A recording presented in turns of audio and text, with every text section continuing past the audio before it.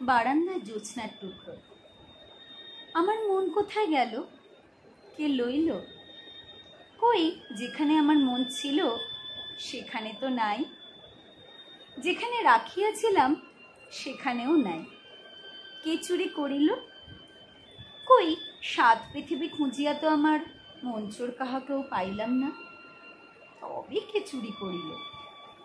একজন বন্ধু বলিলেন, দেখো, পাকশালা খুঁজিয়া দেখো, সেখানে তোমার মন পড়িয়া থাকিতে পারে।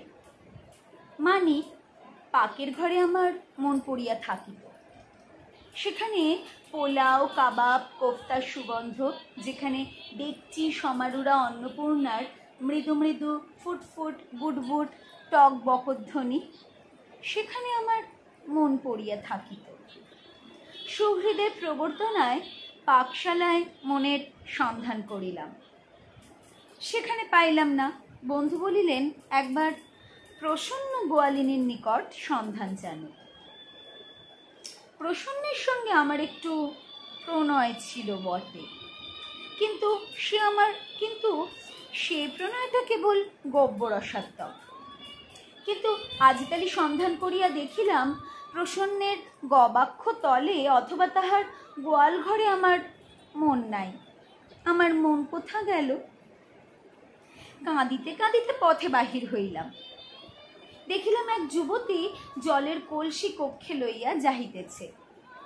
তাহার মুখের ওপর গভীর কৃষ্ণ দোদুল্যমান কুঞ্চিতালোক রাজি, গভীর কৃষ্ণ ভ্রুযুগ এবং গভীর কৃষ্ণ চঞ্চল নয়নতারা দেখিয়া বোধ হইল যেন পদ্মবনে কতগুলো ভ্রমর ঘুরিয়া বেড়াইতেছে।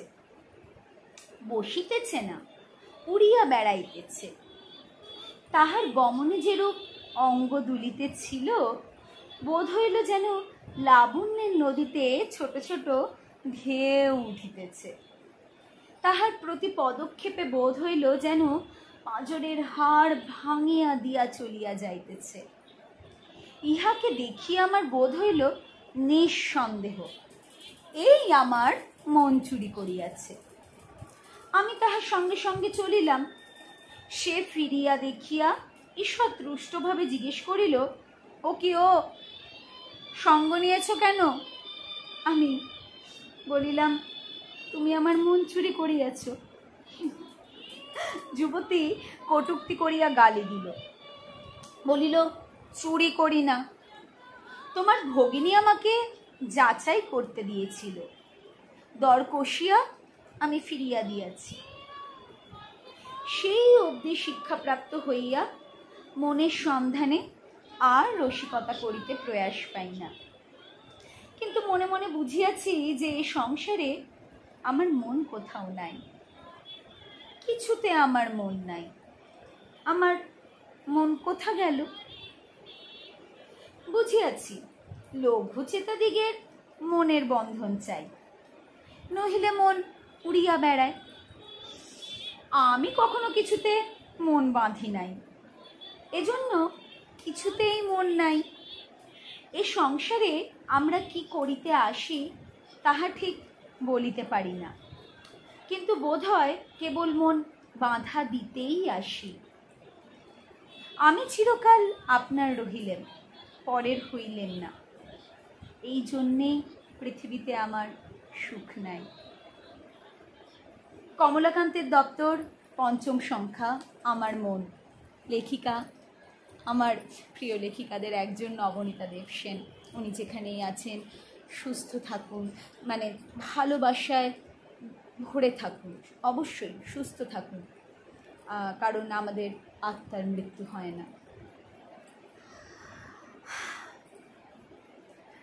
যাচাই তো সর্বক্ষেত্রে হয়, কোষ্ঠী পাথরে ঘষে সোনা যাচাই হয়।